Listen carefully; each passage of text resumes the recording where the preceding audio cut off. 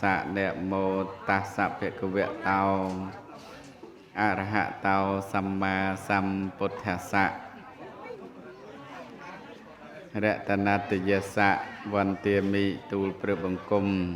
ยมองค์ម្ចាស់ភិក្ខុធម្មាលង្ការោសូមលើកហាត់ប្រណម្យកំបងអញ្ជលីនមស្ការក្រាបថ្វាយបង្គំចំពោះប្រជុំ3នៃព្រះរតនត្រ័យដោយសេចក្តីគោរពកោតក្រែងជ្រះថ្លាសពកាលមួយលើខ្ញុំបកណាសូមថ្វាយបង្គំបដិជ្ជប្រគុណដែលបានគង់ជាអធិបតីក្នុងពិធីបុណ្យអីគេញោមបុណ្យលើកឫស្សីភូមិហ្នឹងហើយបានអរតនីបដិជ្ជប្រគុណនិមន្តមកពីវត្តមន្ទីរឆ្មាហើយនំគុណចាស់ភិក្ខុទីខេយុគឿនរតនាក៏រួមដំណើរមកជាមួយអាត្មាភាពសូមចម្រើនពរចំពោះលោកជំទាវអគ្គមហាបាសិកាពុទ្ធសាសនុបត្ថម្ភបណ្ឌិតម៉ាម៉ាឡៃកាយកម្យានលោកជំទាវជាច័ន្ទណាលោកជំទាវសៀងទូចលោកជំទាវសុងផលីននិងក្រុមការងារ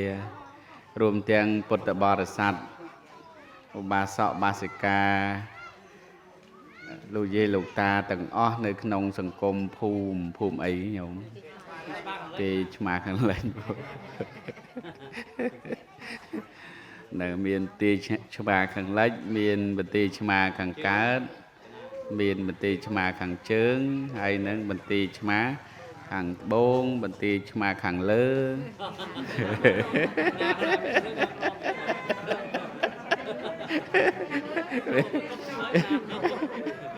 នឹងស្មាថាទៅខាងលើណាខាងក្រោមអត់ហ៊ានថាទេពួកមិនហ៊ានថាដោយសារថ្ងៃនេះញាតិញោមធ្វើពិធីបុណ្យលើករាសីភូមិអាត្មាចង់ជម្រាបញាតិញោមនៅក្នុងថ្ងៃនេះថ្ងៃ9កើតខែមិញខែប្រគុណនៅឆ្នាំខាលចត្វាស័កពុទ្ធសករាជ2566ត្រូវនឹងថ្ងៃទី28ដាច់ថ្ងៃហ្នឹង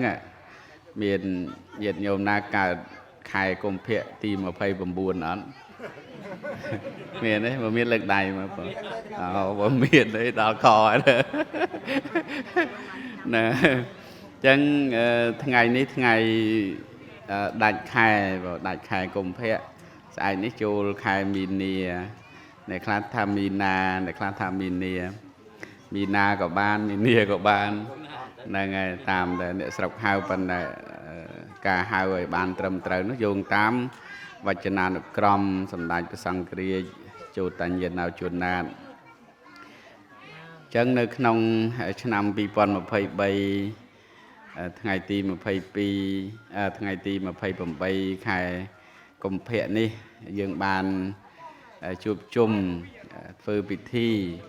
នេះគេហៅថាបុណ្យប្រពៃណីបុណ្យប្រពៃណីភូមិស្រុកនឹងមិនតាន់ដល់ថ្នាក់ជាតិទេបើជាតិគេ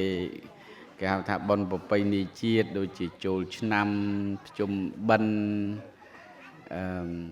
ដល់ទៅបុណ្យតាមភូមិតាមស្រុកហ្នឹង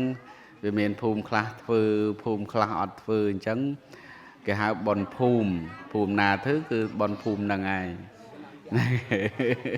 ហើយបុណ្យលើករាសីភូមិនេះពាក្យថាលើករាសីភូមិរាសីនេះគឺបានដល់ភាពចម្រុងចម្រើនភាពមានបានសុខដុមរមនាសេចក្តីសុខសេចក្តីចម្រើនអញ្ចឹងអ្នកស្រុកយើងគិតថាមួយឆ្នាំកន្លងទៅនឹងវាមានរឿងល្អខ្លះមិនល្អខ្លះមានសុខខ្លះមានទុក្ខខ្លះដោយឡែកពីគ្នាអញ្ចឹងអ្នកដែលមានទុក្ខច្រើនអ្នកដែលមានសេចក្តីសុខតិចហ្នឹងក៏កាត់គិតថាប្រហែលជារិស័យកាត់ធ្លាក់ចុះឃើញទេហើយដល់ភូមិយើងជួនកាលហ្នឹងក៏គិតថាប្រហែលជាមានទេវតា nơi tam phum nơi tam tiêu đá nơi có một lại nhôm bằng nhôm mơm khơi chẳng cái hào thà phum mà tiêu đá để xa phum ram mà tiêu đá để xa vọt đại chân tới tiêu đá khá toàn tại dương thôi bon chun quan tới con có chui thai để xa dương đài vậy để còn ai chui bàn xong bay phải vô shop có phải vô lọ tại hiện tiêu đa mô màu nó có họ dương chạm cái tôi lấy khâu tiền mình đấy nhóm nâng vào tiêu đa miền pi vào tiêu đa sầm mặt tật thể anh nâng cứ cà phê dương thay ở xa dương tiêu đa khá về shop dương đó việc có họ dương này nâng phạm cùng nọp trọm nơi tình này tình nó đó bây giờ tới mình ban cùng nắp po về chật ngóp của miền anh nâng chân vào chân hai bán nè sông nè phum nâng miên bập bay ni tầm niệm tầm lọp sọc phum nâng từ miên bị thị bón lơ rìa xài phum hay nè khác cái háo thạ bòn phum bòn phum hay bòn phum ní bị bà rồng bà ran tam phum sọc dương nâng cứ vừa tới miên ca rụp ruộng nìaสบายนะโยมนั่งធ្វើนมបញ្ចុកទៅធ្វើនំនេះនំនោះតាមការនិយមរបស់ភូមិស្រុកជួបជុំគ្នានឹងហើយក្មេងក៏សប្បាយដោយក្មេងទៅចាស់ក៏សប្បាយដោយចាស់ហើយពីដើមគេក្រងស្បូវភ្លៀងមានណាអូក្រងដែរបងអូហ្នឹងហើយក្រងស្បូវភ្លៀងហើយគេបើពីដើមគេមានលទ្ធភាពសបោស្បូវភ្លៀងគេរាយព័ទ្ធជុំវិញភូមិតែម្ដងប៉ុន្តែឥឡូវប្រហែលជាអាចសង្ខេបដល់សង្ខេបគេដាក់តាមទិសវិញគេដាក់តាមទិសហ្នឹងហើយគេដាក់តាមទិសបើពីដើមសបោណាស់អញ្ចឹងគេព័ទ្ធជុំវិញភូមិហ្នឹងភូមិទំហំប៉ុណ្ណាគេព័ទ្ធតាមហ្នឹងហើយលោកហ្នឹងសម័យពីដើមជីហទេសគោជីហទេសគោទៅសូត្រនៅជុំវិញភូមិហ្នឹងសូត្រគេហៅធัวមហាមេឃណាយៈខោវិយៈខៃវាស្រែកចឹងហើយបិសាចចោវាបិសាចចៃវាអសរោវាអស្រ័យទៅលោកបដិញបិសាចអីហោហែទៅឲ្យខ្ចាត់ខ្ចាយពីភូមិពីស្រុកអីចឹងមែនទេញោមមែនទេហ្នឹងហើយអញ្ចឹងអានឹងខាងលោកហើយបើខាងក្មេងហ្នឹងក្មេងគេឲ្យធ្វើមុនលោកប៉ុណ្ណឹងស្រុកនេះមានអត់បើភូមិអាត្មាចាំកាលអាត្មានៅក្មេងៗអញ្ចឹងមុននឹងលោកសូត្រដេញព្រាយបិសាចខ្មោចអារៈអីហ្នឹងអាហ្នឹងនិយាយតាមប្រពៃណីទេណាបងនិយាយតាមប្រពៃណីទេក្មេងក៏មានបល័យដែរប៉ុន្តែអាត្មាវាអត់ចាំតែញាតិញោមណាចាំបល័យហ្នឹងស្រួលទេសារាយទេដូចគេឲ្យក្មេងទៅរើសក្របគ្រោះម្នាក់មកថងគេហៅដេញសារបាតគេមែនទេចាំទេអូណាគេណាគេរើសគ្រោះតែអញ្ចឹងទៅក្មេងខ្មាំងហ្នឹងគេចែកជួគ្នាញោមចែកជួគ្នាមកក្រុមទៅទឹះឯណោះមកក្រុមទឹះឯណោះទៅដេញបាចរត់បាចតាមតបូលផ្ទះអ្នកស្រុកហ្នឹងមែនទេដេញអញ្ចឹងជួនកាលហ្នឹងដល់ដេញខ្លាំងពេកទៅមិនមែនទៅតែខ្មោចទៅទាំងមនុស្សទៀតបងវាផ្អើលរត់ពួនខ្លាចត្រូវដុំគ្រោះដុំថ្មហើយផ្ទះខ្លះហ្នឹងមានដើមស្វាយនៅមុខផ្ទះហ្នឹងមិនមែនទៅតែខ្មោចទៅធ្លាក់ទាំងផ្លែស្វាយមកទៀតហ្នឹងធ្លាក់ផ្លែនេះផ្លែនោះអញ្ចឹងនេះជាប្រពៃណីអាត្មាចង់ជម្រាបញាតិញោមថាជាប្រពៃណីដូនតាតាមតំបន់តាមភូមិស្រុកប៉ុន្តែនិយាយពីរាសីវាមានគេហៅថាបើយើងនិយាយឲ្យងាយស្ដាប់ថាបុណ្យរបស់អ្នកភូមិអ្នកស្រុកប្រជាជនប្រជាពលរដ្ឋម្នាក់ចឹងហើយបានយើងនាំគ្នាធ្វើបុណ្យហ្នឹងសម្រាប់ខ្លួនយើងផងសម្រាប់ទេវតារក្សាតាមដើមឈើតាមភូមិស្រុក dương nâng phong nâng ngày bán chỉ dương nắm khní thử bồn đầm bay chạy bồn tiêu đà hay sập bài nè tham gia trong lực lá ngọc pí sa mạc kỳ ní pre thô và bột sa na nâng bàn trái chẹp bầy sa mạc kỳ phlau cài mùi thì pí sa mạc kỳ phlau sầm đầy ní pì thì bấy sa mạc kỳ phlau chặt bàn tay nông bàn đa này sa mạc kỳ từng bầy nâng cứ và đàm tránh vì sa mạc kỳ phlau chặt mồn cả ai cứ phiệp khní lục mê phum lục mê khum chả tôm một đomประเทศจ้าในขนมสังคมภูมิเยอะเนี่ยอุตหะทับภูมิบันตีชมาขังไหลนั่งเมียนกะไอกระเพียบขณีแกหาแต่ไอกระชันนึกเอกะนั่งมวยชันเตะนั่งคือเป็นจัดจังไอกระชันนั่งเมียนในทามเมียนกาเป็นจัดดูดขณีแต่กะทำมูลมาเตะจีไอกระชันนั่งคือเมียนในทำมูลมาเตะขนมเรื่องได้ตรึกนี่จังประดามจังปีเพลาจัดอย่างนี้ยังไงจังให้บ้านฝืนเอากายกรรมนั้นสามัคคีขณีการน่าใบจัดยังปรุงเปลี่ยนขณีไอกับเพียบขณีให้กายวิการเรียบจอมเนี่ยโดยเฉพาะเนี่ยคลาก็เติร์ดไฟกลมโลกมวลเมาโสดมวลลูกจุ่มเตียนนั่นก็ตมวันอัตมาโมเตสนาใจขณีนะนั่งไงเนี่ยคลาก็เตอโรเกรเตเนี่ยคลาก็เตอโรเพสิเจเนี่ยคลาเตอโรครัวดำใบดันขมาวใบซาเนี่ยคลาก็กรอง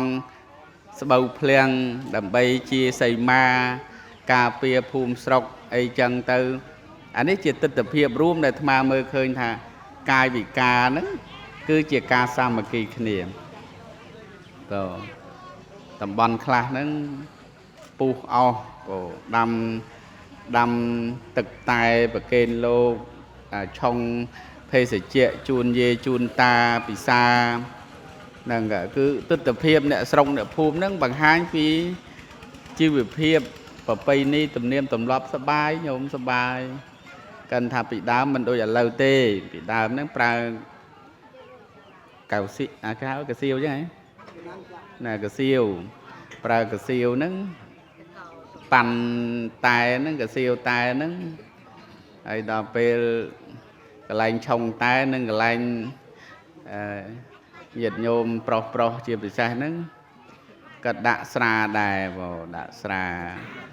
ากับขนมกระเซียวตายกับขนมกระเซียวดาวโยโจล้างเวจะล้อมเตาประเคนโลกน้องป่ากระเซียวสราหนึ่งไงบ่เบียนลูกอ๋อนี่ลูกไม่ไอเต้ป่มันไอเต้ไอปีดาวมาทำไมจังยี่ปีดาวการทำไมเราโตยัยนั่งเนี่ยสรงเนี่ยภูมินั่งจราเนี่ยจะล้อมไม่ป่าลูกตานั่งลูกมาโซนมวนลูกจ๋าลูกมุนบัวลูกจ๋าผักโน้โยมนั่งไงดาวไปโยมจะล้อมจังลูกอ้อยแต่จะล้อมได้น่ะไอ้ดาวไปประเคนthấyลูกก็ชันnó còn mình coi thế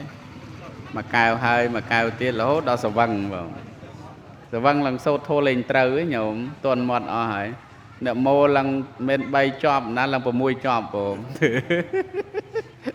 nên là đau tao mò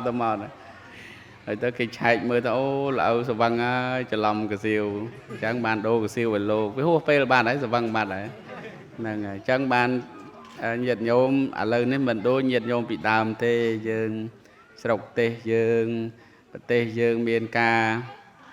vị vọt cái đấy phải chạy vị chia chuyên lươn hơi máu miến nè cái đấy phải chạy lên miền pan tai lên miền cái siêu tai hay người ta màu kêu gặp pong vinh hay kêu gặp pong nắng có cua thạ tiền ban đệ cloud ọt che mơ xó gặp pong đôi khía nhổm sting có gặp pong kha độc bao có gặp pong cái càng bớt có gặp pong Campuchia có gặp pong chẳng tới miền gì ta khác có an ọt đạch tê nhổm ឃើញលោកចៅមកលេង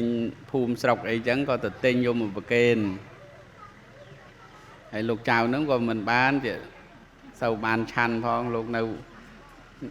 តាមតំបន់ខ្លះហ្នឹងក៏មិនសូវសម្បូរសប្បាយទៅក៏កោះទៅក៏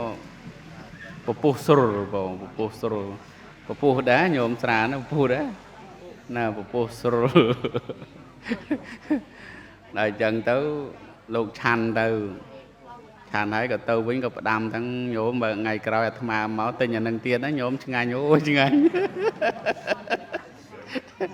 ដល់អ្នកស្រុកឃើញកំប៉ុងទៅអូស្រាយាយទិញឲ្យពីណាទៅទិញឲ្យលោកយកមិញហ្នឹងហើយអស់ពី3កំប៉ុងទៅនេះគឺជារឿងដែលញាតិញោមត្រូវប្រយ័ត្នពីព្រោះលោកឆាន់អត់បានទេហ្នឹងហើយគ្រឿងសង្វឹងអីនេះក៏អញ្ចឹងក្នុងសាមគ្គីទាំង3ហ្នឹងគឺថាទី1សាមគ្គីផ្លូវចិត្តទី2យើងរាប់ពីចិត្តទៅវិញបើអត់ចិត្តហ្នឹងធ្វើអីមិនកើតទេដល់ទី3សាមគ្គីផ្លូវកាយដូចជាការខ្វល់ខ្វាយរៀបចំនិមន្តលោកសូត្រមន្តនិមន្តលោកទេសនារៀបចំភេសជ្ជៈរៀបចំស្អីសពគ្រប់ប្រការហ្នឹងគឺកាយហើយបន្តមកទៀតសម្ដី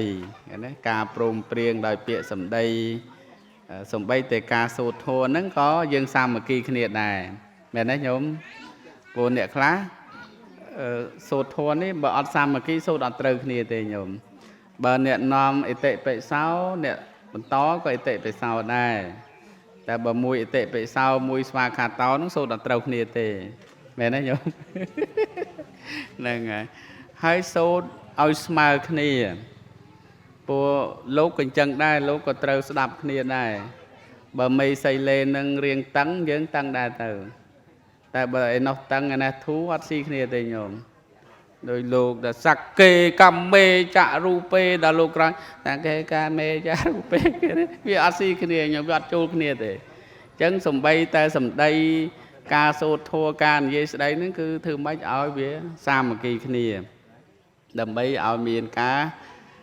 សម្រេចបាននៅសេចក្តីល្អក្នុងពិធីបុណ្យភូមិរបស់យើងនេះព្រោះនេះគេហៅថាលើករិស័យភូមិលើករិស័យហ្នឹងគឺថាធ្វើបុណ្យឲ្យរិស័យឡើងប៉ុន្តែសរុបជាខ្លឹមសាររួមនៅក្នុងពុទ្ធសាសនារិស័យឡើងឬរិស័យធ្លាក់វានៅលើយើងទេបើយើងតម្លើងវាឡើងតែបើយើងទម្លាក់វាធ្លាក់មកវិញព្រោះអញ្ចឹងទោះបីយើងសូត្រយ៉ាងម៉េចក៏ដោយតែបើការប្រព្រឹត្តរបស់យើងវាអត់ល្អរិស័យអត់ឡើងទេអញ្ចឹងពុទ្ធបង្រៀននៅក្នុងព្រះគាថានឹងថាសុណក្ខតាំងនៅក្នុងជាយបរិត្តណាបងសុណក្ខតាំងសុមង្គលាំងសុបភាតាំងសុហតតាំងសុខេណោសុមហតតោចៈសុយិធាំងព្រមចារិសុមានន័យថាពេលណាដែលសត្វទាំងឡាយទាំងពួងប្រព្រឹត្តល្អដោយកាយវាចាចិត្តពេលនឹងឈ្មោះថាជានក្ខត្តរិកល្អជាមង្គលល្អជាពេលភ្លឺស្វាងល្អជាពេលនៃអរុណរះល្អជាខណៈល្អជាយាមល្អមានន័យថាថ្ងៃណាក៏ថ្ងៃល្អយប់ណាក៏យប់ល្អខែណាក៏ខែល្អឆ្នាំណាក៏ឆ្នាំល្អដែរឲ្យតែមនុស្សនឹងធ្វើល្អអញ្ចឹងជោគជាតារិស័យនឹងកើតឡើងក្រើតល្អតែបើផ្ទុយទៅវិញយើងអត់បានធ្វើល្អទេរិស័យធ្លាក់ចុះញោមតែកាលណាយើងធ្វើបាបរិស័យត្រូវស្រុតហើយថ្ងៃណាក៏ស្រុតដែរហើយយប់ណាក៏ស្រុតដែរខែណាក៏ស្រុតដែរលឺញោមឆ្នាំណាក៏ស្រុតដែរគឺពុទ្ធបង្រៀនមកចឹងរិស័យស្រុតរិស័យឡើងវានៅលើកាយកម្មល្អឬមិនល្អបងនេះគឺជារឿងពិតហ្មងបងគឺជារឿងពិតឥឡូវអាត្មាឧទាហរណ៍មួយតាមហោរាសាស្ត្រដែលគេប្រកាសតាមរលកធាតុអាកាសវិទ្យុក្តីទូរទស្សន៍ក្តីឧទាហរណ៍អាត្មានេះគេថាអាត្មាឆ្នាំឆ្លូវនេះមនុស្សកើតឆ្នាំឆ្លូវហើយមកចំថ្ងៃអង្គារនេះថ្ងៃនេះគេថាអាត្មានឹងរាសីឡើងពោះតដែតគេប្រើពាក្យអញ្ចឹងណាតែបើអាត្មាទៅលួចម៉ូតូគេឧទាហរណ៍ណាលួចឲ្យប៉ូលីសឃើញឥឡូវតដែតអត់ហូឃើញkhôngតដែតអត់អញ្ចឹងរាសីតដែត rư mình tận đá vì mình mến nâu lư ngày thế cái đấy hay mình nâu lư khai mình nâu lư năm thế cứ nâu lư ca bộ prật ở bao mà nô chẳng đôi khi bao mà nô không phùm ní nằm nè phùm bơ lòi chán phùm ní nâng rìa say làng mà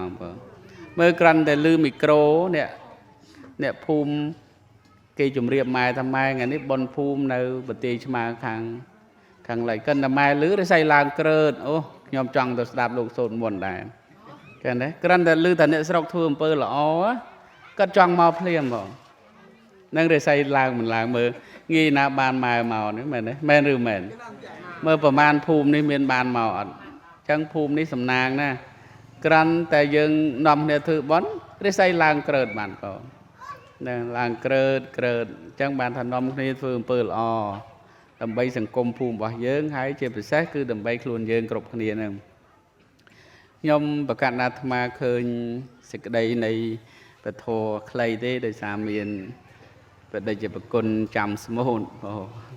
គង់នេះមិនធម្មតាទេគង់ចាំស្មូតមកចាំស្មូតស្មូតព្រោះណាញោមហ្នឹងហើយញោមចាំស្ដាប់ទៅណាកុំតិនទៅផ្ទះវិញបងយ៉ាត់ស្ដាយក្រោយហើយចេះបត់ស្អីខ្មោចយំស្ដាយក្រោយទៀតណាបត់ស្មូតចឹងមានមែនតែញោមខ្មោចយំស្ដាយក្រោយកាលនៅរស់អត់បានធ្វើបន់អត់បានលើកអស័យភូមិហ្មងតែងាប់ទៅយំស្ដាយក្រោយព្រះពុទ្ធភាសិតនឹងព្រះពុទ្ធសម្ដែងថាកម្មੰសត្ទេវិភេជ្ជតិយៈតិទាំងហេណបណៃតតាយៈទាំងប្រែថាកម្មនឹងរមែងបែងចែកសត្វឲ្យខ្ពងខ្ពស់ទៀបថោកល្អអាក្រក់គឺកម្មនឹងបែងចែកញោមអត់មានប្រអិនព្រះព្រំព្រះអតិទេពណាបែងចែកឲ្យទេដោយអាត្មាកើតមកជាតិនេះបានបួសមិនប្រអិនប្រព្រំឲ្យអាត្មាមកបួសទេគឺកម្មរៀបចំមកបណ្ដាលឲ្យអាត្មាចង់បួសហេតុអីបានញោមមិនចង់បួសថាញោមអត់មានឧបនិស្ស័យក្នុងការបួសបើចេះតែបួសបានគ្រប់គ្នាប្រហែលអត់មានអ្នកនៅផ្ទះទេមែនទេចឹងគឺថាសត្វលោកទាំងអស់កម្មបែងចែកទៀបថោកខ្ពង់ខ្ពស់ល្អអាក្រក់គឺកម្មបែងចែកក្នុងគម្ពីរថាបែងចែករហូតដល់14ប៉ុន្តែអាត្មាលើកឡើងគ្រប់មិនគ្រប់ឥឡូវចាំស្ដាប់ទាំងអស់គ្នាទី1បើមិនគ្រប់ទេញោមថែមខ្លួនឯងទៅព្រោះអត់បានព្រៀងនេះមកទេសយកគ្នាមកទី1ប្រពុតសម្ដែងថាអ្នកអាយុវែងមកពីជាតិមុនអត់បានសម្លាប់សត្វទី1ទី2អ្នកអាយុខ្លីមកពីជាតិមុនសម្លាប់សត្វទី3អ្នកមានរោគច្រើនមកពីជាតិមុនអ្នកនោះបានបៀតបៀនសត្វបៀតបៀនមនុស្សសត្វទី4អ្នកនឹងអត់សូវមានជំងឺដង្កាត់កើតមកសុខភាពល្អប្រសើរហ្នឹងមកពីអត់បានបៀតបៀនសត្វហ្នឹងហើយមនុស្សសត្វទី5អ្នកនឹងកើតមកសម្បុរអាក្រក់សម្បុរអាក្រក់មិនមែនគ្រាន់តែខ្មៅអាក្រក់ទេខ្មៅខ្លះស្អាតទេខ្ញុំគេខ្មៅស្អែម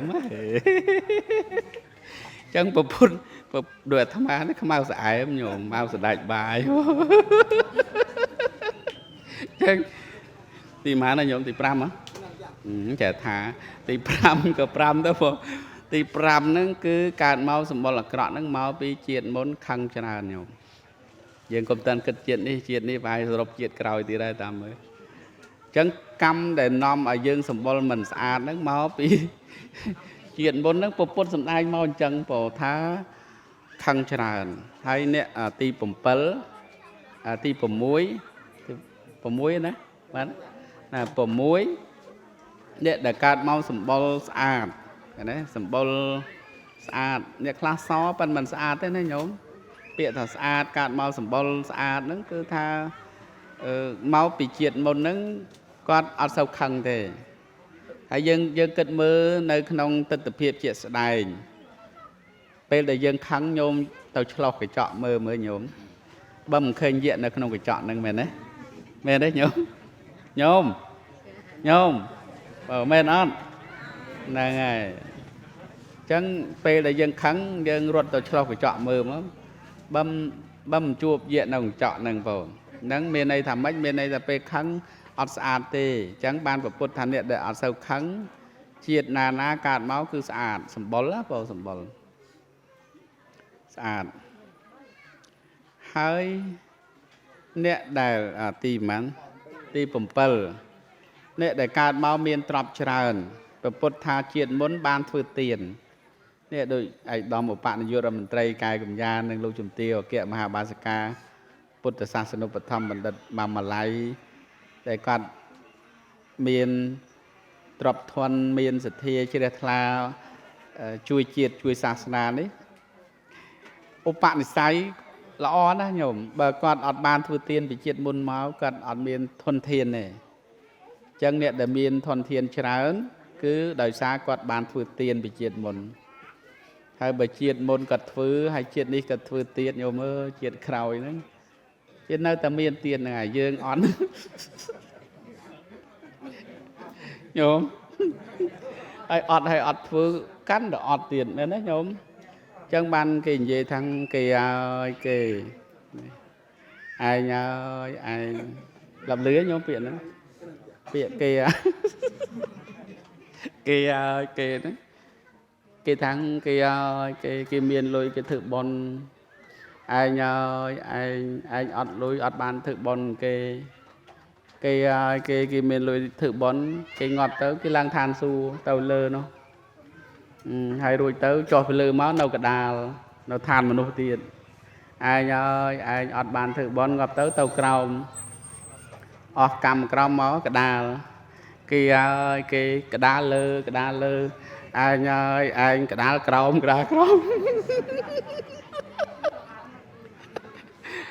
ដាប់តនេះញោមអាហ្នឹងបណ្ដាបានអាហ្នឹងមកពីអីមកពីថាពុទ្ធសម្ដែងថាជាតិមុនអ្នកដែលមានបានធ្វើទានហ្នឹងជាតិនេះសម្បូរទ្រព្យដល់ទៅអ្នកដែលមិនបានធ្វើទានគឺកើតមកអត់សូវមានទ្រព្យសម្បត្តិទេហ្នឹងគឺកម្មហ្នឹងបែងចែកមកអញ្ចឹងបងហើយមួយទៀតអ្នកកើតមកក្នុងតកូលខ្ពង់ខ្ពស់បងមានដល់ប៉ុណ្ណឹងបងអ្នកដែលកើតមកក្នុងតកូលខ្ពង់ខ្ពស់ហ្នឹងគឺដោយសារគាត់ជាតិមុនគាត់គោរពឪពុកម្ដាយគាត់គោរពបុគ្គលដែលគួរគោរពចាស់ទុំម្ដំព្រឹទ្ធាចារ្យអ្នកមានសិលប្រសង់អីចឹងណាបងគាត់បានគោរពជាតិមុនដល់អញ្ចឹងកើតមកជាតិនេះគាត់កើតក្នុងតកូលខ្ពង់ខ្ពស់កូននាយករដ្ឋមន្ត្រីកូនឧបនាយករដ្ឋមន្ត្រីកូនអភិបាលនៃគណៈបបាលខេត្តខ្សែស្រឡាយរាជវង្សានុវង្សគឺថាសុទ្ធតែគេបានគោរពគេធ្វើសេចក្តីគោរពអញ្ចឹងបានពេលខ្លះយើងឃើញគាត់មានសេចក្តីគោរពយើងថាំងធ្វើធំអីគោរពគេធ្វើធំទៅអីអានឹងខុសហើយបងតាមពិតគឺជាការសន្សំពូជខ្ពង់ខ្ពស់តទៅទៀតដោយឯកឧត្តមឧបនាយករដ្ឋមន្ត្រីកាយកម្យាឃើញពេលដែលគាត់ជួបប្រសង់គាត់ទន់ភ្លន់គោរពណាស់បងគោរពមែនតើអញ្ចឹងមើលជាតិនេះគាត់ខ្ពង់ខ្ពស់ប៉ុណ្ណឹងទៅហើយគាត់គោរពប៉ុណ្ណឹងទៅទៀតដែលយើងជួនកាលអត់បានគោរពឃើញលោកចង់ដើរបុកលោកផងមិនមែនអ្នកស្រុកនេះទេអ្នកនោះហើយធ្វើម៉េចជាតិក្រោយនឹងបានខ្ពង់ខ្ពស់ទៅអញ្ចឹងបានថាគេឲ្យគេឯងគេងាប់ទៅលើឲ្យមកកដាលឯងងាប់ទៅក្រោមឲ្យមកកដាលតើនេះខ្ញុំដាប់បានទេណែអញ្ចឹងទៅប្រាំងទាំងអស់គ្នាអញ្ចឹងដល់ពេលអ្នកដែលកើតមកក្នុងតកូលមិនបានខ្ពង់ខ្ពស់នឹងមកពីយើងអត់បានគោរពនឹងកម្មនឹងបែងចែកមកអញ្ចឹងហើយមួយទៀតអ្នកដែលមានឋានៈបុណ្យស័ក្តិខ្ពង់ខ្ពស់អាមិញនិយាយរឿងតកូលខ្ពង់ខ្ពស់ឥឡូវនិយាយឋានៈបុណ្យស័ក្តិអ្នកដែលជាតិមុនគាត់មានការគោរពហើយអត់ចំណែនអត់ឈ្នានេះអញ្ចឹងកើតមកនឹងធ្វើឲ្យគាត់មានឋានៈបុណ្យស័ក្តិខ្ពង់ខ្ពស់ហ ហើយអ្នកដែលចំណែនឈ្នានេះហើយអត់មានសេចក្តីថាកម្មនឹងបែងចែកសត្វលោកឲ្យខ្ពង់ពោះឬថោកទាបឲ្យល្អឬអាក្រក់គឺនៅលើកម្មមិនមែនព្រះអិនព្រះព្រំព្រះអតិទេពណាធ្វើឲ្យយើងទេនឹងប៉ុណ្ណឹងណាញោមស្ដាប់តន់ណាលើអាត្មាឧទាហរណ៍មួយខ្លីទេរឿងអនោជាទេវីញាតិញោមធ្លាប់ស្ដាប់រឿងហ្នឹងហើយអនោជាហ្នឹងប្រែននងព្រៃននងព្រៃព្រះពុទ្ធព្រះអង្គប្រនិព្វានទៅគេបែងចែកព្រះធាតុព្រះធាតុហ្នឹងទៅរហូត8នគរមានទៅនគររាជក្រឹសជាដើមហ្នឹងហើយក្នុងនោះនៅក្នុងទីក្រុងមួយហ្នឹងមានគេកសាងចេតិយដាក់តម្កល់ព្រះបរមសារីរិកធាតុចឹងហើយបានអាត្មាល្ងាចមិញនេះក៏នឹកឃើញប្រាសាទបន្ទាយឆ្មារយើងនេះនៅផ្នែកខ្លះជាក់ស្ដែងឥឡូវនេះដែលលោកជំទាវអគ្គមហាបាសិកាបានឲ្យក្រុមការងាររុះរើដើម្បីរៀបចំជួសជុលឡើងវិញនៅផ្នែកខាងជើងនៃប្រាសាទបន្ទាយឆ្មារនៅរោងតោងខាងជើងនោះឃើញមានពុទ្ធប្រវត្តិពុទ្ធប្រវត្តិដូចជាព្រះអង្គចេញទៅបួសហ្នឹងហើយមានរូបចម្លាក់តាក់ទងទៅនឹងពុទ្ធប្រវត្តិអញ្ចឹងអាត្មាគិតថាការសាងប្រាសាទបន្ទាយឆ្មារនេះមិនត្រឹមតែឧទ្ទិសចំពោះព្រះរាជបុត្រសិន្ទ្រកុមារនិងមេតបទាំង4ទេគឺឧទ្ទិសចំពោះព្រះពុទ្ធសាសនាបានជាមានរឿងរ៉ាវព្រះពុទ្ធហើយផ្នែកខ្លះមានព្រះពុទ្ធបដិមានឹងតែម្ដងបងអញ្ចឹងអ្នកស្រុកអ្នកភូមិយើងនេះពិតជាមានភ័ព្វវាសនាខ្ពង់ខ្ពស់ណាស់បងហ្នឹងហើយអញ្ចឹងហើយបានយើងនាំគ្នាការពារថែទាំរក្សាហ្នឹងហើយបើតាមមែនទែនទៅនោះមានឱកាសដូចជាបុណ្យមាឃបូជាប្រចាំឆ្នាំដែលលោកជំទាវអគ្គមហាបាសិកាបានផ្ដួចផ្ដើមធ្វើប្រចាំឆ្នាំហ្នឹងយើងគួរតែនាំគ្នាទៅចូលរួមអបអរសាទរដូចជាការនាំទៅនៅការព្យាទៅបូជានៅព្រះពុទ្ធបដិមាថ្វាយចំពោះព្រះរតនត្រ័យងាកមកអាត្មាចង់និយាយអនោជាទេវីហ្នឹងពីដើមគាត់មិនមានឈ្មោះអនោជាទេវីអីទេពីព្រោះអនោជាទេវីមានន័យថាទេវតាឈ្មោះអនោជាដោយសារទេវតានឹងមានសម្បុរពួរផ្កាននងបងប៉ុន្តែអាត្មាចង់និយាយដើមទួងនៃសាច់រឿងហ្នឹងគឺថានៅពេលដែលព្រះបរិនិព្វានទៅស្ត្រីម្នាក់ឧបាសិកាម្នាក់ហ្នឹងឃើញគេកសាងចេតិយដាក់តម្កល់ព្រះបរមធាតុព្រះសារីរិកធាតុរបស់ព្រះពុទ្ធក្នុងបច្ចេតិយហ្នឹងអ្នកភូមិអ្នកស្រុកអីគេគោរពបូជាអីសពគ្រប់ទៅហើយនាងហ្នឹងគាត់អត់មានគ្រឿងរតនវត្ថុអីដូចអ្នកដទៃទេគាត់ជាស្ត្រីដែលមិនសូវមានសម្បត្តិធនធានអីទៅក៏គាត់មានបំណងទៅថ្វាយបង្គំបច្ចេតិយប៉ុន្តែក្នុងដំណើរផ្លូវគាត់ទៅហ្នឹងក៏ស្រាប់តែឃើញដើមននងព្រៃហ្នឹងវាចេញផ្កាននងព្រៃហ្នឹងគាត់ក៏បេះផ្កា4តោងញោមបេះផ្កាប៉ិនបេះផ្កា4តោងហ្នឹងក៏សប្បាយចិត្តញាតិញោមសប្បាយចិត្តសប្បាយចិត្តណាទៅដល់បច្ចេតិយក៏យកផ្កា4តោងហ្នឹងទៅថ្វាយបច្ចេតិយថ្វាយបង្គំ3ដងហើយក៏បូជាផ្កា4តួងហ្នឹងរីករាយសប្បាយសពគ្រប់ហើយក៏ធ្វើដំណើរចេញមកវិញបងមកវិញហ្នឹងអាចិត្តសប្បាយហ្នឹងអត់តន់អស់ដូចញាតិញោមធ្វើបន់អញ្ចឹងដូចលោកជំទាវដូចគ្នាដែរពេលដែលគាត់ធ្វើបន់ម្ដងហ្នឹងអត់បាយក៏អត់បញ្ហាដែរព្រោះគាត់ថាឆ្អែតបន់ហើយមិនសូវហូបបាយបានទេណាដល់ពេលនាងហ្នឹងដូចគ្នាញោមគាត់សប្បាយគាត់ដើរមកវិញញោមអើយដើរមកវិញស្រាប់តែមកដល់តាមផ្លូវហ្នឹងស្រាប់តែជួបគោកូនខ្ចីកូនខ្ចីហ្នឹងដូចរាងកាចញោមគោកូនខ្ចីហ្នឹងកាចហើយនាងក៏មិនបានចាប់អារម្មណ៍រវល់សបាយក្នុងប៉ុនទៅដើរមកវិញ ស្រាប់តែគោកូនខ្ចីនឹងឃើញនាងវត្តនាងហ្មងញោមវត្តនឹងស្នេហ៍យ៉ាងស្រួចមុតវត្តហើយវត្តទៀតវត្តហើយវត្តទៀតក៏ស្លាប់ទៅស្លាប់ទៅហ្នឹងហើយស្លាប់ទៅនឹងក្នុងគម្ពីរហ្នឹងថាក្រោយពីស្លាប់ទៅដោយសារពេលហ្នឹងនាងអត់បានចាប់ចិត្តទៅក្នុងរឿងអីដតីវាខ្វល់ទៅជាមួយបុណ្យដល់ពេលស្លាប់ទៅបុណ្យនឹងឲ្យផលនាំឲ្យនាងទៅបដិសន្ធិនៅក្នុងស្ថានសួគ៌ជាន់ទី3ចតុមហារាជចតុមហារាជជាន់ទី2បងចតុមហារាជការតាវតឹងជាន់ទី2បងទាំងអស់6ជាន់មើលរាប់ឲ្យត្រូវខ្លាចខុសមើលចតុមហារាជការតាវតឹងសាយាមាតុសិតានាមានអរតីបរណមិត្តសាបតី6ជាន់បងអញ្ចឹងតាវតឹងនោះជាន់ទី2បងយាមាបានជាន់ទី3ហើយក្នុងគម្ពីរតាហេតុអីបាននាងបានទៅបដិសន្ធិក្នុងកំណើតជាទេវតាដល់ពេលនាងកើតជាទេវតាហ្នឹងសម្បុររបស់នាងហ្នឹងគឺមានពណ៌សម្បុរស្អាតដូចផ្កាននងអញ្ចឹងញោមហ្នឹងបានគេហៅនាងថាអាណោជាទេវីទេពធីតាដែលមានសម្បុរដូចផ្កាននងអញ្ចឹងក្នុងគម្ពីរហ្នឹងថាហេតុអីបាននាង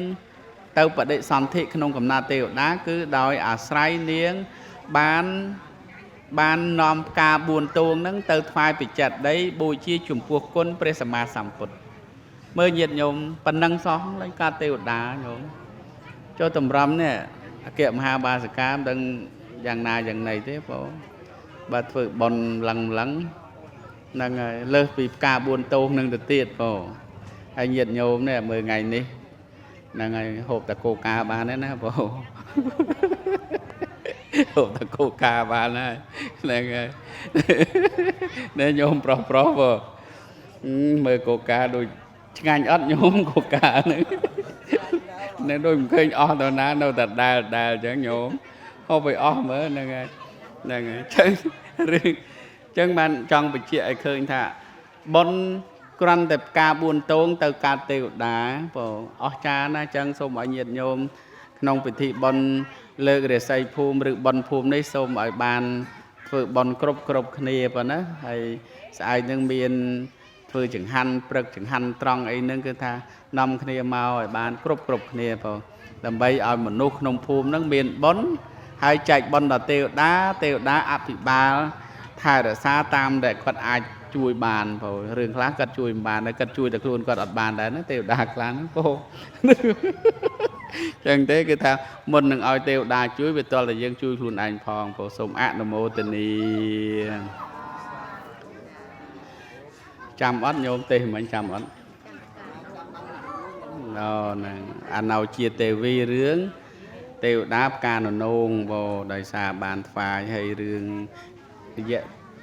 កម្មង្សតេវិភិជ្ជតិយតិទាំងហេណបណិតតាយៈហ្នឹងគឺកម្មហ្នឹងរមែងបែងចែកសត្វលោកបងឲ្យទៀតថោកឬឲ្យពងពោះឲ្យល្អឬអាក្រក់ហ្នឹងគឺមិនមែនប្រអិនប្រព្រំព្រះអតិទេពធ្វើឲ្យទេគឺយើងធ្វើដោយខ្លួនឯង